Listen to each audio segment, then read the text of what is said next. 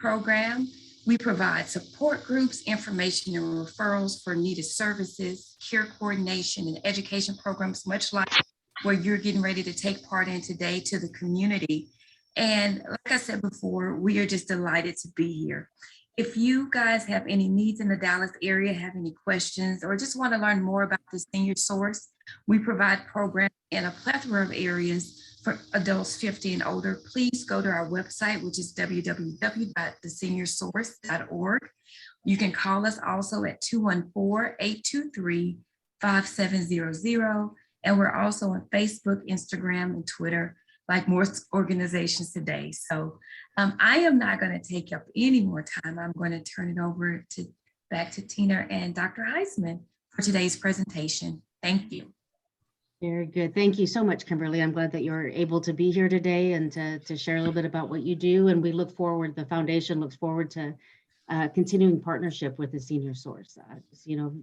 So important as caregivers to get the help that you need and to accept that you need some help and just know that there are people out there, such as the Senior Source, such as Caregiver SOS, that can provide that support. And if we don't provide the help directly, we can certainly connect you to those who do, because this is family caregiving, just a job that you shouldn't do on your own. Just know that there's help out there. So just before we get started with Dr. Huysman, just a couple housekeeping. We are recording this session. Also, and so that if you would like to view it later, or you know somebody that wasn't able to attend, you'll be able to find it on our website. And I believe the Senior Source Facebook page will also be posting this session in a week or so. Also, just if you could, go ahead and mute yourself. There will be time to ask questions, and so at that time you can mute yourself and ask the question, but just for the time being, if you can make sure you are muted. And so I am going to go ahead and turn this over to Dr. Jamie Huysman, who's going to be talking about surviving the Holi-Daze. Thank you, Tina. And so thank you, Kimberly, and your organization for co-sponsoring. There's no doubt there's a collective consciousness of caregivers. We all have to come together. I mean, with up to 90 million caregivers in our country, if you include those parents of special needs kids, it's really what makes healthcare go. I mean, caregivers provide over $400 billion of in-kind care. And if everybody went on strike today, our entire healthcare system would collapse. So we must be there to educate, empower, and energize them. And we welcome you to the WellMed Charitable Foundation fold. And I welcome everybody who's on the call now. You all are kind of the choir, I guess. If somebody preaches to the choir, that means you've shown up because you're the enlightened ones already. However, I want to give you a whole nother perspective on our Holi-Daze. You can see how I spell it. See it any way you'd like. It could be the Holi-Daze, it could be the Holi-Daze, but it's about, for me, as a psychologist and licensed social worker, understanding the gift of emotional regulation in light of a dysregulated caregiving world. Now that's a mouthful, right? So it's not going to be your normal. And I've been in the healthcare / caregiving world for almost 30 years. Many of you know me. I co-founded the Lisa Gibbons Memory Foundation with Lisa, and we wrote a book called Take Your Oxygen First. Looking back, I love Freud, I love Jung, Rogers, I'm a psychologist, I'm Jungian trained, but the new healthcare is really the most applicable and helpful one for caregivers. And that's what I'd like to concentrate with you today on the Take Your Oxygen First series, is literally surviving the Holi-Daze. Understanding that we always have to say to ourselves, we have to take the oxygen first. When I was flying back from Los Angeles to South Florida, and Lisa and I and Dr. Laird could not figure out a name for our book, truly, we had done the book, which was like a labor of love. And please do not ever kind of diminish the women on this phone saying that, I don't want to say it, but it was like giving birth, but nothing like the way you do that. So that's the way we felt. It took 4 years to do this book. Once we came out, we thought we had a title. We did not. We didn't know what would grab everybody. And certainly I didn't know when I got on that plane from Los Angeles, when the stewardess came out and said, listen, you take the oxygen first before you give it to your loved one. Well, I'm a card-carrying, recovering codependent. So I wanted to give it to the person next to me without a doubt.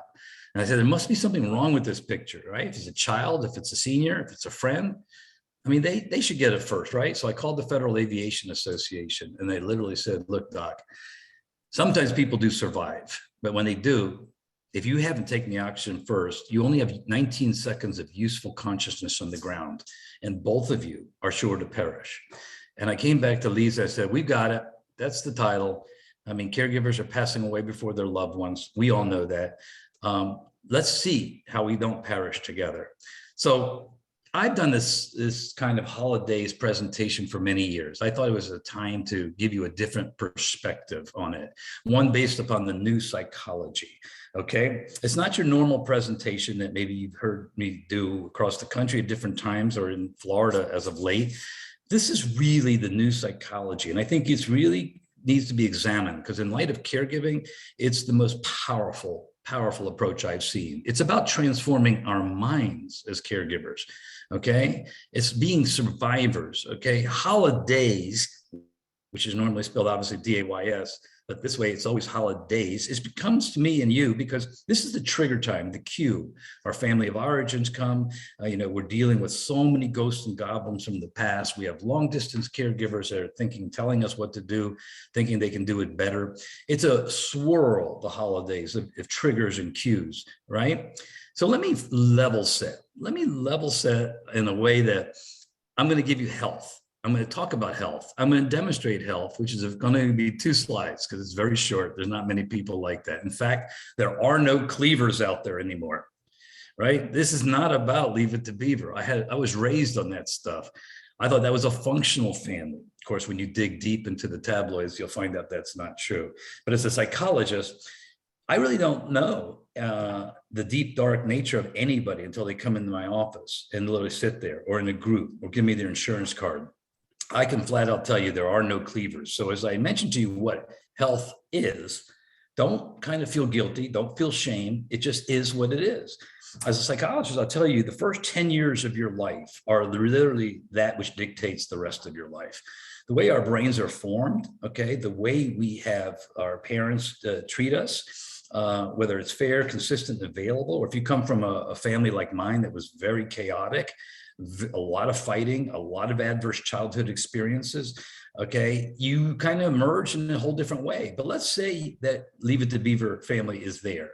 And let's say the benchmark of health and being normal is a secure attachment. Okay, that's built in the first 5 years of your life. If you have a healthy mom, healthy dad, they social mirror back to you. They work and help you and facilitate you through anger. They don't hit you, abuse you, put you in like timeouts. They work through the real issues with you. You usually come out very much with a secure attachment. You very much trust the people around you. You're able to be curious and innovative, okay? Your social skills are better, your intellectual capabilities better, your empathy, self-esteem, and your emotional intelligence. Gosh knows, let me just tell you, very few people ever come out of a family like that. I surely didn't, okay? Period, end of story. But you also come out, and what the child wants is that healthy attachment. It's a yearning inside of us. It's a real archetypal yearning, as Carl Jung would say. But the child doesn't only want the healthy attachment, the child also wants and needs authenticity.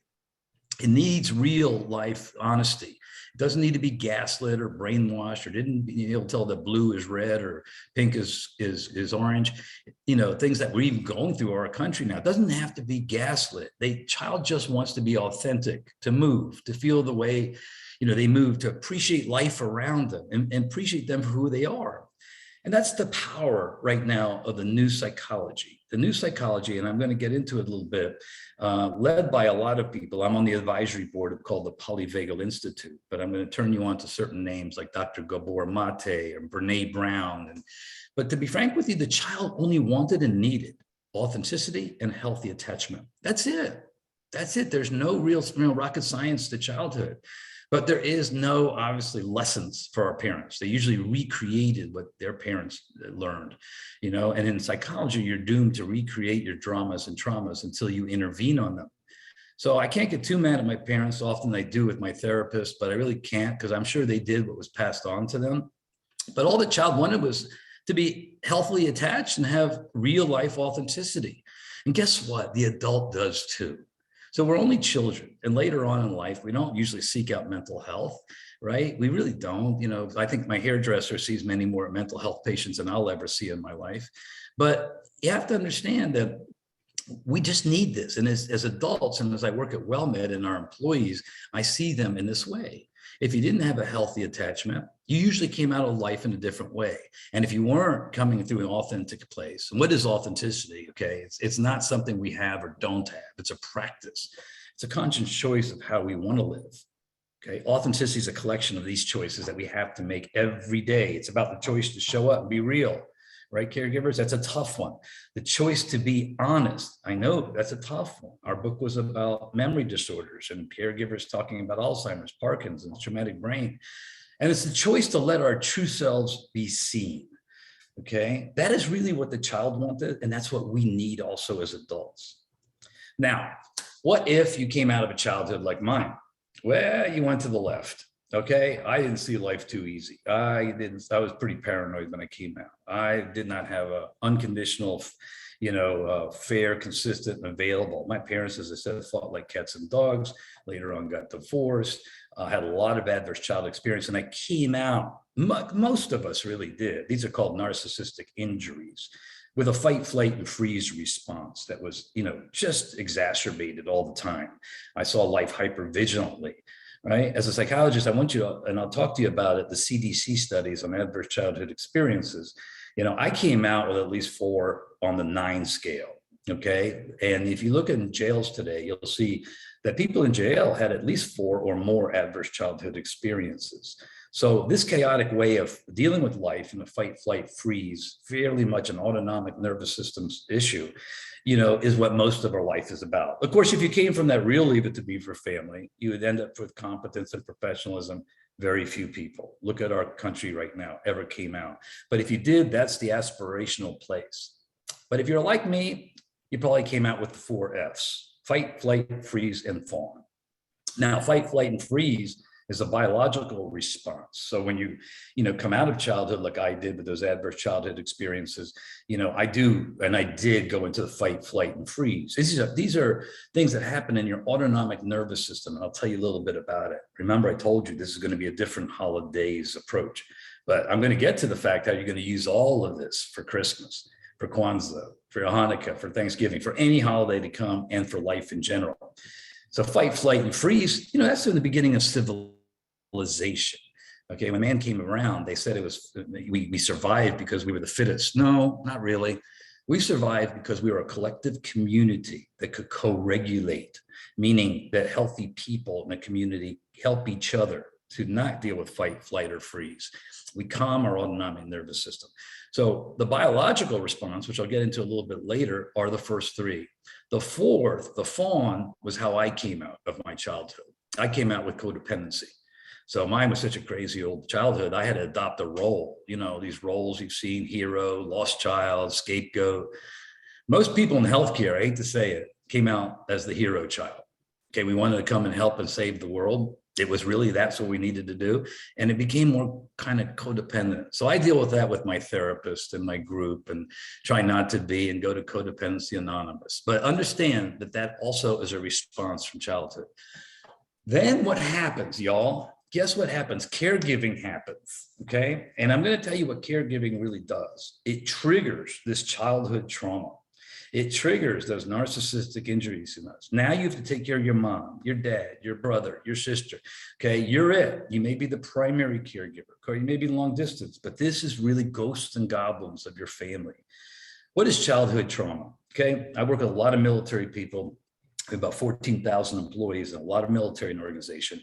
So I want to discern this. Childhood trauma is any event or series of events that are extremely emotionally painful or severely distressing in some way. Okay, I don't have any memories before 5. That was maybe a response. I was diagnosed with ADD later in my life. I think that was a response. I don't think it was a neurological thing. I think it was a disassociation from insanity and craziness. But understand that childhood trauma is this. And as we as caregivers, and there's nothing that triggers these childhood traumas more than us taking care of our loved one. Okay, understand that. So the new psychology, and I have a great opportunity to work with this man. I'm going to ask you not to take that many notes at all from what I'm doing. But if you remember something, remember Gabor Mate. He's a primary care physician. He's on YouTube. You can just put him in there and search. He's powerful. He made sense of this mind, this temporal lobe, this kind of brainwashing we call childhood, and those adverse childhood experiences. And he said this: the greatest damage done by neglect trauma or emotional loss is not the immediate pain they inflict, but the long-term distortions they induce in the way a developing child will continue to interpret the world and her or his situation in it. Now, think about that for a second. I don't want to gloss over that too much. It just means kind of that you see the world now in a different way. It's not as much what happened, but now how you perceive things. And that feeds into our premise today of the Holi-Daze. I want you to understand that. I also want you to understand there's scientific evidence for what I'm saying today. This is not some voodoo or new age stuff. This is the real deal. If you look on the CDC website, Centers for Disease Control, which obviously has been our conductor of COVID, and understand the CDC studies around childhood trauma, you're going to find out what I'm saying is to be true. They have a 20-year plus longitudinal study. Okay, they define the childhood trauma as any event that child finds overwhelming, distressing, or painful that results in long-lasting mental and physical effects. Now, we're starting to see at WellMed that immunological issues, pain issues, isolation, things like this trigger the childhood trauma, create this sort of new pain that even doctors can't treat.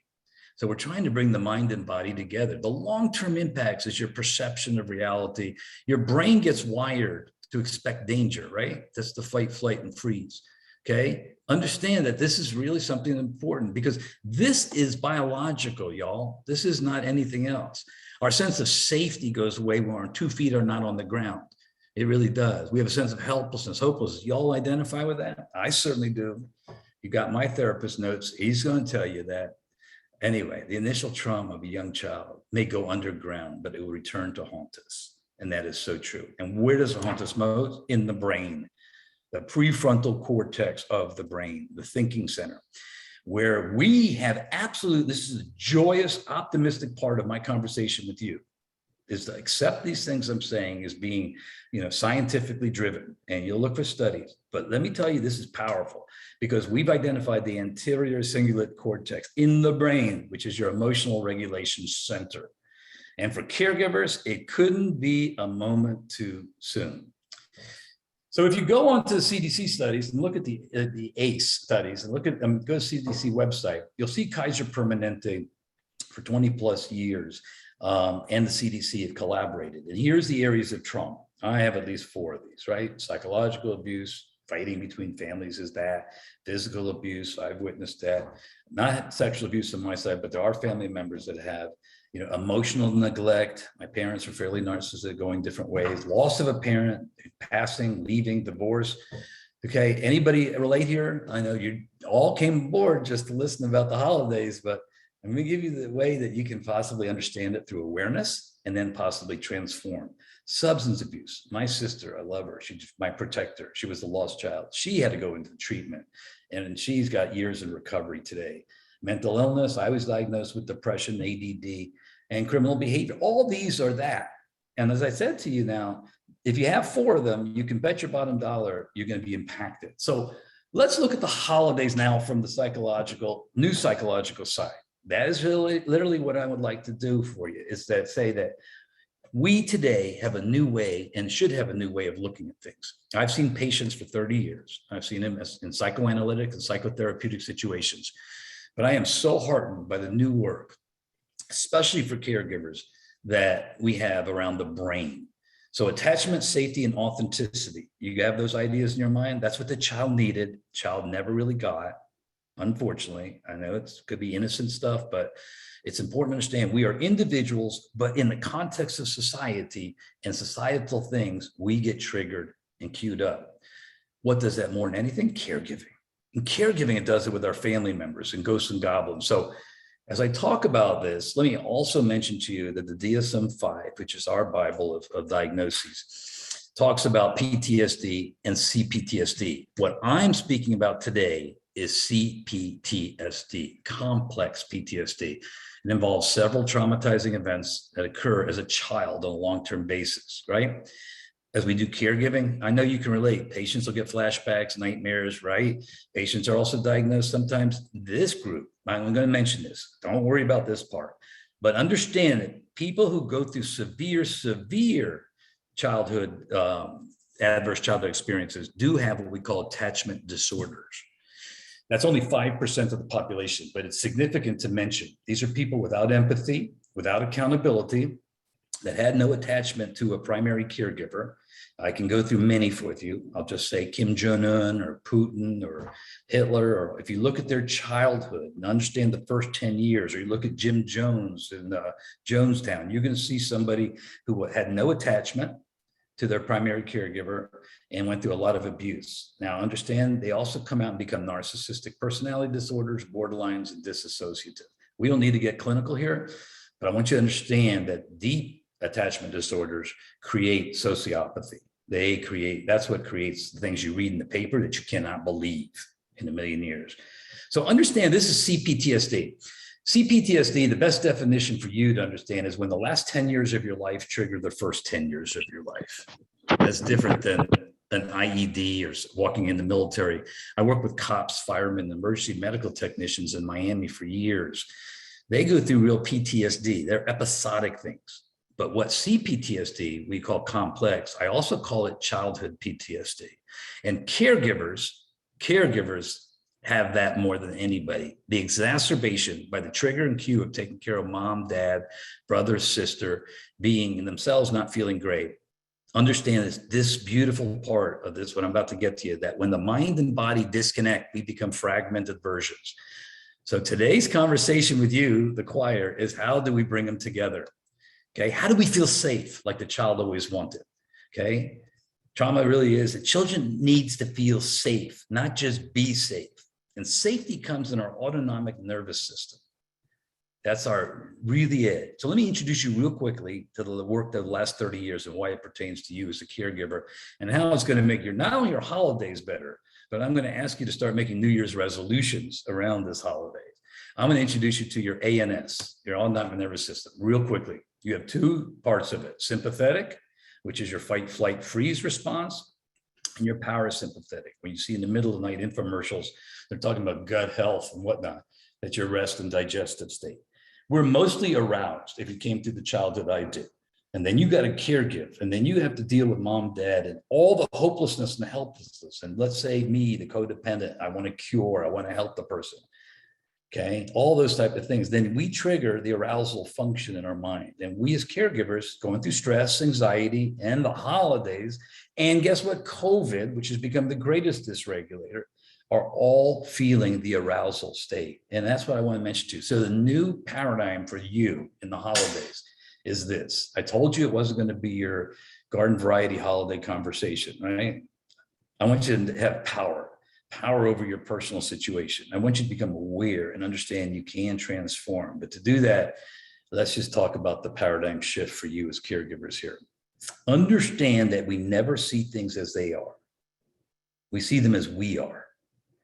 That's a beautiful quote, because if we're stressed, anxious, depressed, if we're on one leg, not on two, we're going to see things really never as they really are, right? We're going to see things as we are. So if we're taking care of our loved one with a chronic terminal or acute illness, right? And they are on one leg and I would be fearful. My life would be pretty much triggered. I do have a chronic illness that always triggers my thought process. What do they want? They want the person in front of them to be safe. They want a person on two legs. They want a person that they can trust, that's not anxious and depressed and overwhelmed. So we come out of our childhood as caregivers with basically that fixed mindset. And I'm asking you now to open up your mind about this, to become self-aware, not just for the holidays, but I could do this presentation on New Year's as well. Become aware that life is not black and white. Become aware that, if you're frustrated, you don't give up. That's a black and white thinker. Okay. Failure is the limit of my abilities. You don't have that. Start thinking now that all I mentioned to you about adverse childhood experiences, you don't need to come to my office as a trauma therapist every week. You don't need to go to your psychoanalytic therapist. I love therapy, don't get me wrong.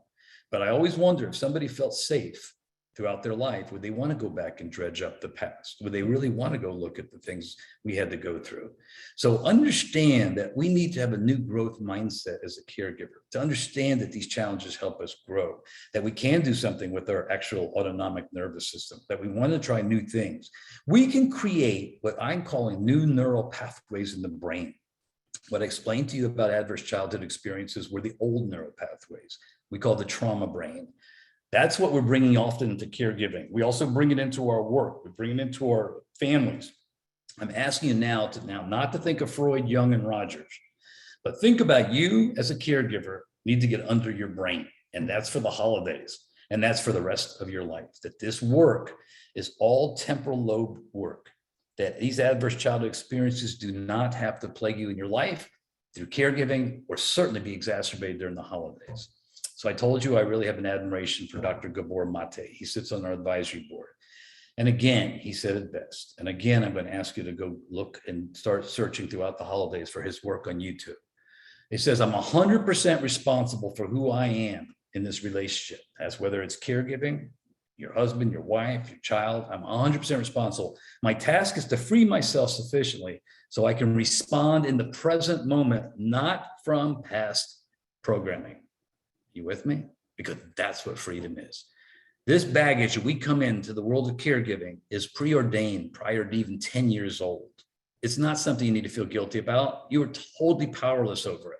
So the new approach, which I call, and Dr. Marsha Linehan, who's a real mentor, we call dialectical behavioral therapy, is all about this. And this is ideal for you as the caregiver. And I'm going to say throughout the holidays, this is your gift to yourself, is to deal with your emotional regulation.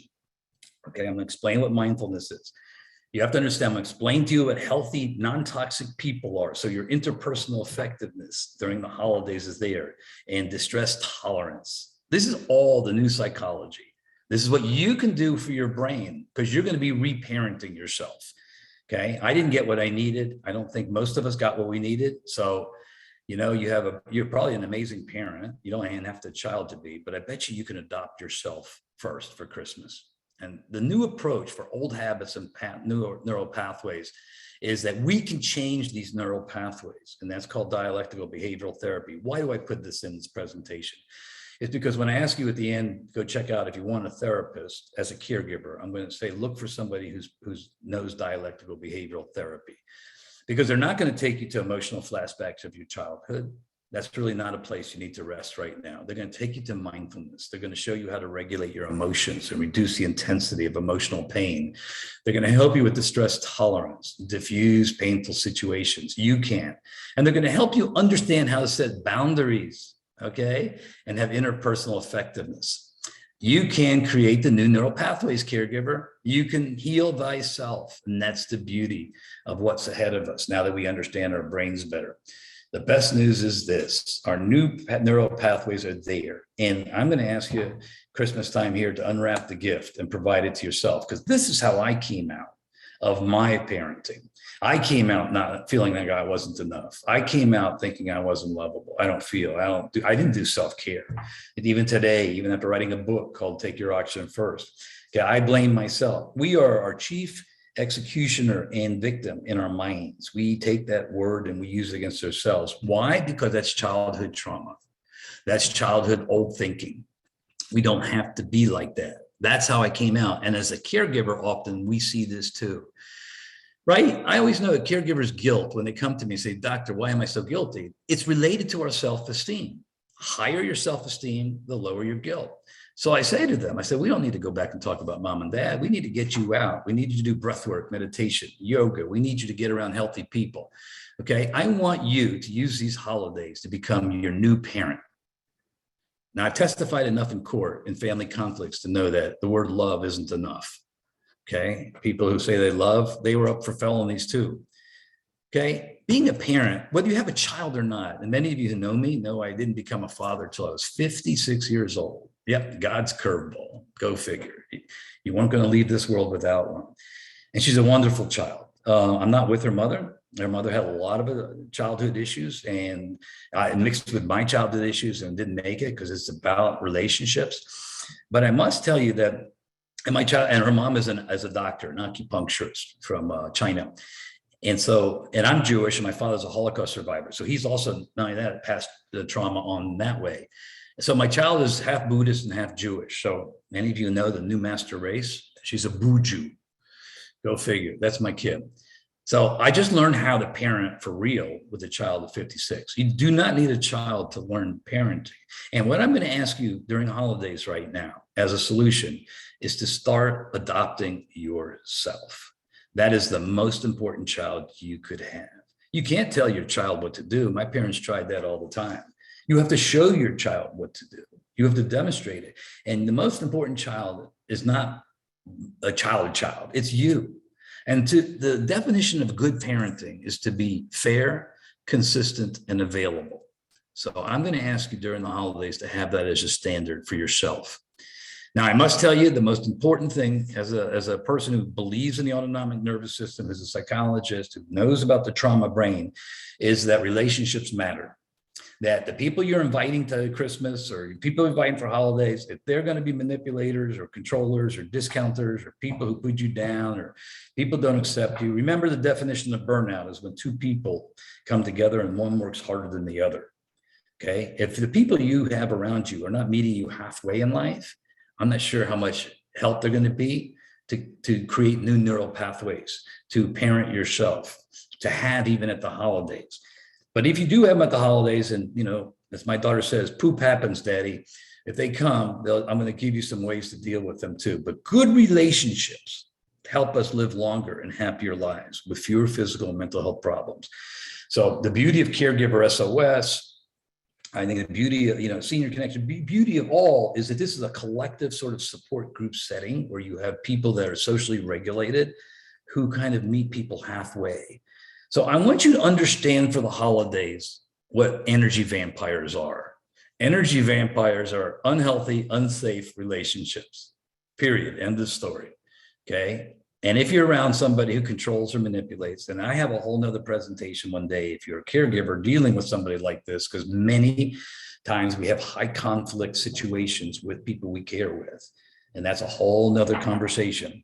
But understand that even in varying degrees, if you're with anybody, partner, mom, dad, you know, employer who controls or manipulates you, who makes you feel bad about yourself in any way, ridicules you, discounts you, even tries to tell you how to dress, okay, who doesn't bear witness to your pain, but instead ignore you or creates positive sort of slogans like pick yourself from the bootstraps, I'd like you to start reevaluating them. As a caregiver, if you want a good holiday, I want you to start doing an audit of unhealthy and unsafe relationships around you. I want you to really, really look at those who meet you halfway. A friend is somebody who tells you bad things to your face and not behind your back. And that's the cool part. A healthy relationship is the greatest hedge against what I mentioned to you as complex PTSD. It's about being with people who are honest, openly discuss issues. You know, I don't know if it's your church, your synagogue, your ashram, wherever you worship, okay, or it's just your best friend or whoever, but find honest people who would discuss with you, talk about difficult things, not behind your back, people who respect you, that never intentionally go against your wishes, have boundaries, people who compromise, who are in the gray, not those black and white thinkers, people who make you feel safe, autonomic nervous system safe, never belittling you. People who support you, right? Willing to be there and listen intently to you and honor your choices, even if they don't believe in them. And people you trust. Remember the acronym for trust, to reach ultimate success together. To reach ultimate success together. I want you to have people in your life who accept you at your word, that don't make harsh judgments about you, okay? You'll have to do an audit here, but this is what boundaries are for, right, Dr. Brown? Right, Dr. Brown. This is Brene Brown's work, and I want you to look on YouTube also for her. She's very good. She makes it simple. She's straightforward. But boundaries for you as a caregiver, especially during the holidays, is critical. Setting boundaries doesn't make you mean. Saying no should not make you feel guilty. It allows you to feel safe. It allows the person in front of you to feel safe. Okay. When you set boundaries, okay, you set limits and expectations around you. Expectations are always the seeds of resentment. Okay. Your values are literally, I call, it's a second book I'm writing about personality disorders. Your values are the garlic and the crucifix to the energy vampire. So your values, who you are, your boundaries, really, they can deal with toxic people. Understand that. So I'm so glad you tuned in here. I'm giving you a little bit of the awareness, and what psychology is: awareness, transformation, and self-love. And we hope that self-love comes out to collective love. So in your relationship with your carees, you take care of yourself. We believe that the self-love will create collective love. That's what we think at WellMed when we work, when I work with teams. If you have a better relationship at home and have self-love, you're going to bring that collective love to work. I want you to be calm with yourself and forgive yourself. A journey of 1,000 miles begins with a single step. If after our presentation today, you just remember 1 or 2 points, like take your oxygen first, that's great. I want you to remember most of all this concept of emotional regulation. And this is your homework, not just for today, not just for next week, but for the rest of your life. Aren't you tired of people saying you're stressed? Aren't you tired of people saying you're overwhelmed? I want you to become self-aware about who you are. This is where emotional regulation is. At the end of this presentation, I'm going to give you an experiential exercise to take with you. I'm going to allow you to show the greatest way to deal that I dealt with cops and firemen, which is breath work. Breath work is an 80-second exercise that allows you to chill in the worst kind of reactive way. But if you're feeling stressed or anxious, I want you to understand that you can do something personally about it with the regular exercise, a relaxation, response. You can have good time management, meditation, yoga. But once again, I'm back that stress reduction is also being around healthy, safe people. Why COVID has been such a dysregulator, why we've confused social isolation for emotional distancing, I don't know. But you all know social isolation for us and our seniors is fatal. It's like smoking 15 cigarettes a day, right? So understand we can't isolate, but we also have to hang around healthy people as a group, right? Or social support. So this is all about emotional regulation. That's what it is as a caregiver. You can be your own therapist. You can self-regulate. In the middle of feeling anxious, fearful, that fight, flight, fear response, you can change a negative feeling to an optimistic feeling. Okay, you can become emotionally resilient by honoring your stress reduction and do what I call temporal lobe work. Parent yourself with breath work, meditation, yoga, getting yourself out there. Look, that's really what high emotional intelligence is. People that react, okay, have negative feelings all the time, it's a little bit of lower. Emotional regulation is our key as caregivers to creating new neural pathways. It's also creating the greatest boundaries in the world for our loved ones to feel safe and for us not to get so sick while we take care of it. Stress reduction is creating new neural pathways. Okay, every time you as a caregiver have a thought or emotion or experience, you create a path connecting 2 or more neurons. So as I explained to you, unfortunately, we come out of childhood wired with the trauma brain. These are traumatic ways we dealt with life. We tucked it away in the temporal lobe. It became part of our autonomic nervous system. I'm saying you can change all that. You can have what we call neuroplasticity and retrain your brain. You can take an event, okay, a thought. You can take a behavior and shift it, literally a negative, and make it into a positive. So over the holidays, especially Christmas time when family come in, I want you to remember, I want you to have healthy people around you. Sometimes it's unavoidable that we have that drunk uncle there, right? Or that cousin we can't handle. And therefore, we're going to have to do things to emotionally regulate there. But I want you during the holidays to really become self-aware of what regulation is and dysregulation. That when you're feeling stressed, you're probably, like I do, or anybody, is going to default to fight, flight, or that reactive mind. Okay, that's that trauma mind of childhood. That's that despair, hopeless, depressed place that we then disengage and we become very much lack of energy and not compliant, and things happen. We disassociate, we can drink, we can do food issues. Whatever happens, that's where addiction is. By the way, just want you to know the definition of addiction. It fits us all. An addiction is to do any behavior over and over, despite adverse consequences. Okay, any behavior. So codependency. Heck, when I rely on people, places, and things for my self-esteem, that's a co-addiction. Smoking, right? Food is an unhealthy relation to food, any behavior despite adverse consequences. Forget just alcohol, heroin, drugs, and fentanyls and stuff. Addiction is escaping the moment, right? It's the negative experience. Addiction, as you'll see with Dr. Gabor Mate, is a really response to come out of childhood. It's a disassociation. But guess what, caregivers? We can shift all that Okay. It takes a while. Remember, a journey of 1,000 miles begins with a step. But I have to tell you, progress is 3 steps forward, 2 backwards, but we can shift these stressed out responses as a caregiver, the holidays ahead of us, we can make it a positive if we practice emotional regulation. We can become encouraged, hopeful, energized. We can be engaged. This is what we're teaching our employees at WellMed. When you get in that proactive way, you're a much more psychologically safe, creative group. When you're in a reactive way, that's when morale falls. That's when burnout happens. So if you understand the brain well enough, and if you understand adverse childhood experiences well enough, then you're going to understand how to come out of it well enough. And that's what makes it so cool. You are the people that come into this conversation today. Again, I told you, you're the choir. So I can leave time for questions and answers. I'm going to give you an experiential exercise here. One that I started doing as a trauma reduction technique almost 30 years ago with the City of Miami police, firemen, emergency medical technicians. Okay, these are people who run into burning homes when others are running out, right? Well, guess what, caregivers? You too are just like them. When I had my practice had a bunch of therapists, we remember that we had people sitting in our waiting room. They had that far away deer in the headlight look, and they looked like all the cops and firemen that I had. And guess what? We looked at their medical records and every one of them was taking care of a loved one. That's what got me engaged in caregiving.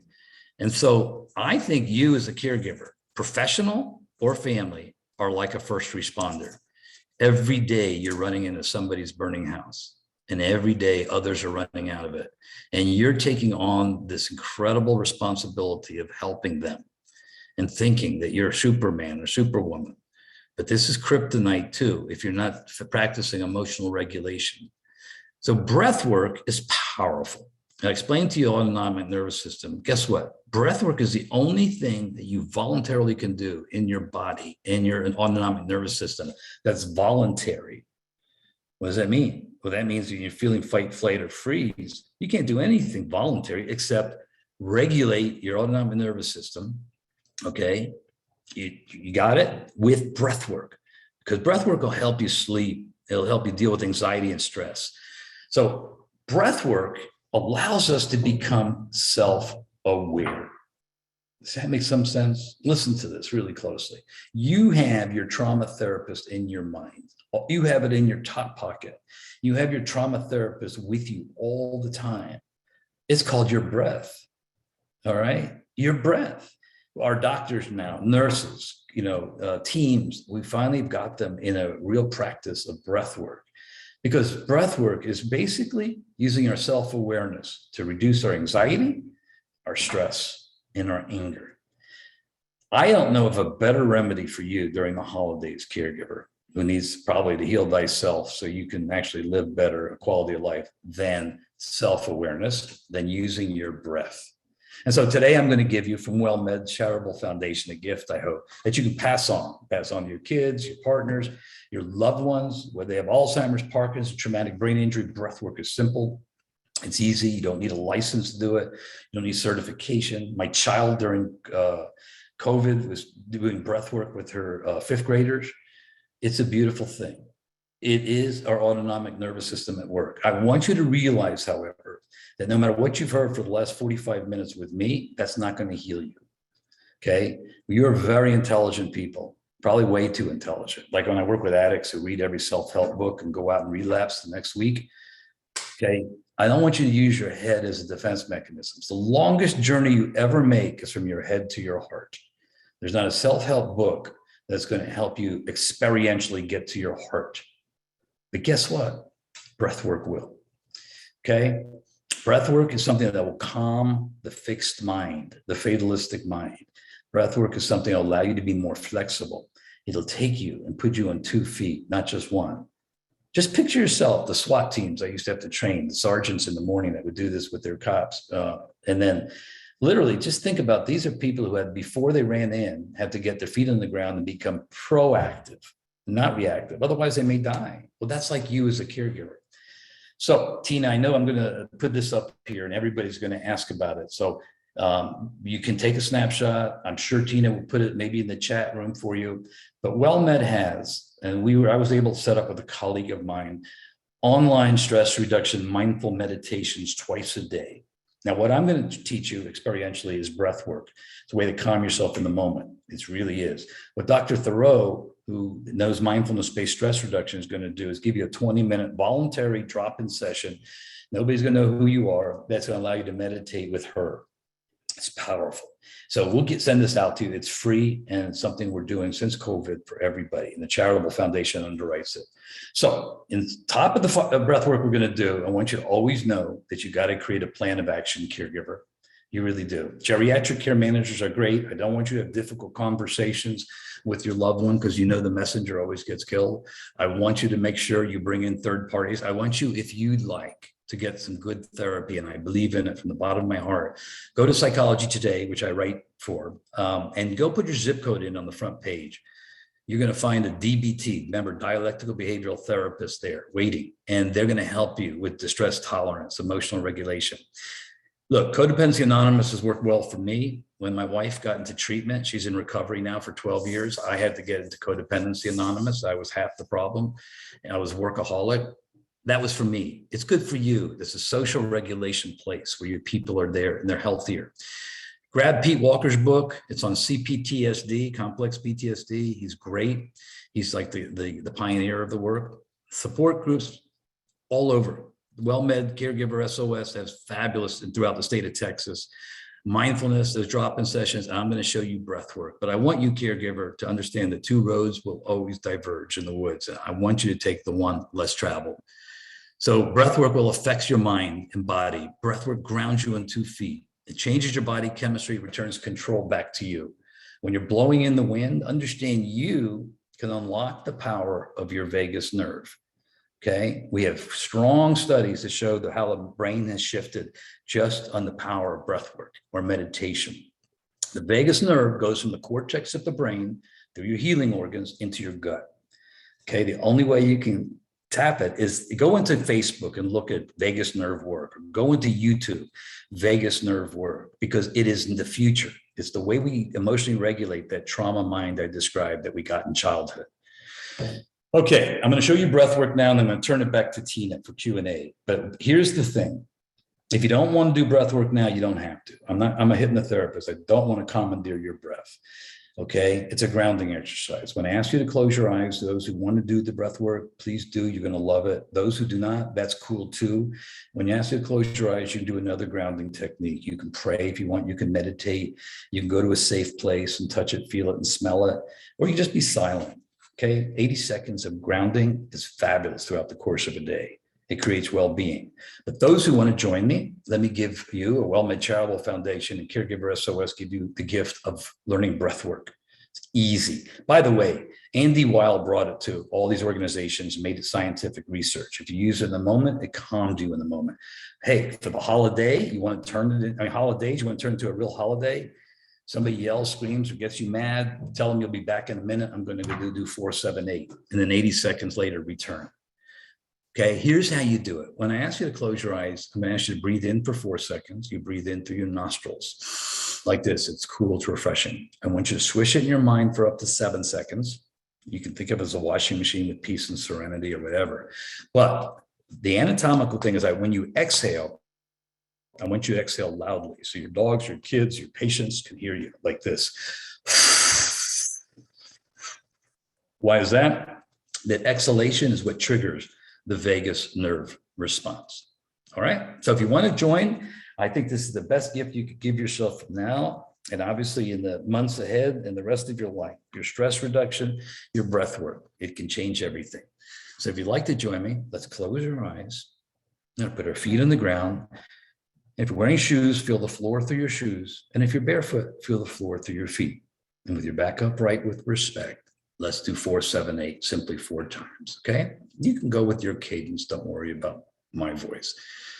Let's begin now. Breathe in now through your nostrils for 4 seconds. Keep it in your mind for up to 7 seconds. Now, blow out the anxiety for 8.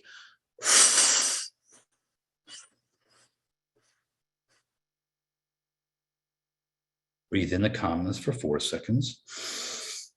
Keep it for up to 7 seconds. Now, blow out with gusto for 8.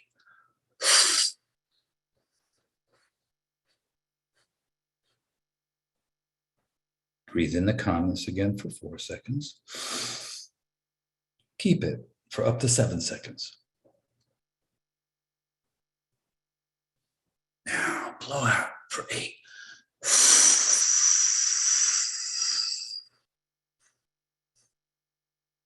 Last time.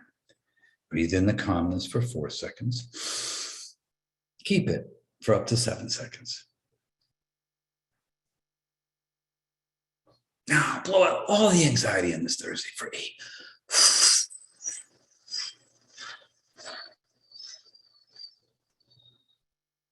With your eyes still closed, please, feet on the ground. Go inside your body and scan it. You've literally shifted the chemistry of your body. It's a miraculous intervention, simply using your breath to a miraculous body that can be calmed down by your breath. You've shifted the chemistry. You've created a hormone called oxytocin, which is we call the positive hormone. It allows us to smile more in positive psychology. You've done all that strictly by that breath work. So when you're ready, though, come back and open your eyes, come back to our session, come back to this group, and realize here that this act of breath work, this breathing, is an act of self-compassion. A moment of self-compassion can change your entire day. A string of these moments literally can change the course of your life, your family's life, your kid, your full group there on the Holi-Daze life, okay? Be the change you want to see in others. Just know what Mother Teresa said is so true, that if you want peace on earth, love your children. Well, you need to be the first child. What can you do to promote world peace? Start breathing. Go home and love your family. We can break the trauma.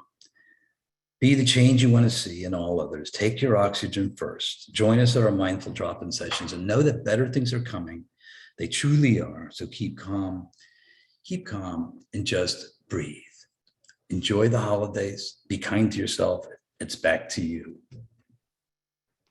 Oh, thank you, Dr. Jamie. And just, I was thinking as you were talking, we talk a lot about self-care and the importance of self-care for caregivers. And we talk about taking a break and doing things that they enjoy, but really, truly, just listening to you, setting boundaries is an act of self-care. Taking those moments to be self-aware is self-care, and it's just so important. So, wow, just great information. So we're going to go ahead and open this up for questions. And so we've got a few more minutes for questions. So if you have a question or want to share an experience or a story, please go ahead and unmute yourself, and the floor will be yours. And whatever you're thinking, everybody else is as well. So you can be the courageous one. I'm happy to answer any questions, or you can provide insight like a support group to others as well.